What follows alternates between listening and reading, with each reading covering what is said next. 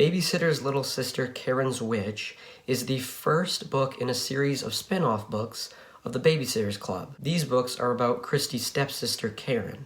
In this first book, Karen still believes that her neighbor, Mrs. Porter, is actually a witch named Morbida Destiny. Now originally, I actually wasn't planning on reading these spin-off books, but when the first book came out back in January, I saw it on a shelf and I was like, you know what, I'll give it a shot.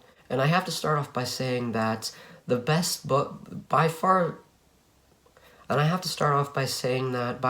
best part about this book and what caught my attention first was the art style. The book is written and illustrated by Katie Farina, and I have to say she does a fantastic job with the art, and I love how cartoony and exaggerated the art style is. It's probably my second favorite art style in the Babysitters Club series of graphic novels. I think Gail Galligan's to me is a little bit better, but I just love how cartoony this one is. On the writing hand, though, I wasn't expecting much from the writing. I mean, this is about a kid who thinks their neighbor is a witch, so it's not like it's deep, thrilling storytelling or anything. But honestly, I was surprised by how much I enjoyed this book. I'm not saying it's a great,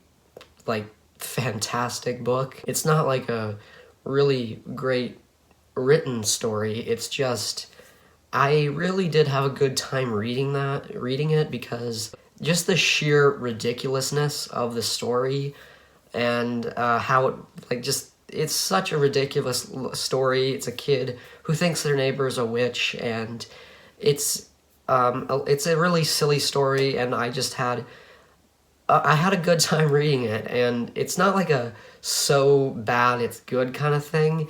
I didn't think this book was terrible. I mean, it's certainly not a bad book. I just don't think it's very great in terms of writing, but I think it's a very enjoyable story. And that's really all I have to say about it. It's not a very long book.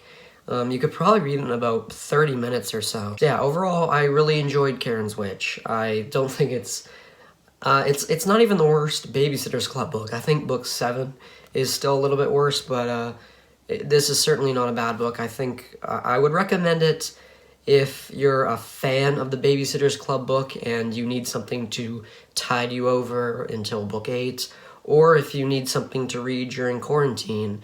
I think this book is a fun read. I'm actually going to give this book 2 ratings. I'll give it a 5 out of 10 for the quality, but I'm gonna give it an 8 out of 10 for the overall enjoyment. So yeah, those are my thoughts on the first spin-off Babysitter's Club book.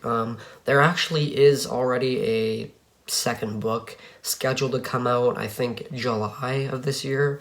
So yeah, I will be reviewing it hopefully when it comes out. I don't know if the coronavirus will affect future book releases. I know it's already affected the new Diary of an Awesome Friendly Kid book, the sequel to that. I know it's already affected that because originally that book was supposed to come out in April, and it's now been pushed back to August. So yeah, I don't know how the other books I plan on reviewing will be affected by the virus. I hope you guys enjoyed this video, and I will see you guys in the next video. Stay safe out there. And yeah, have a good night.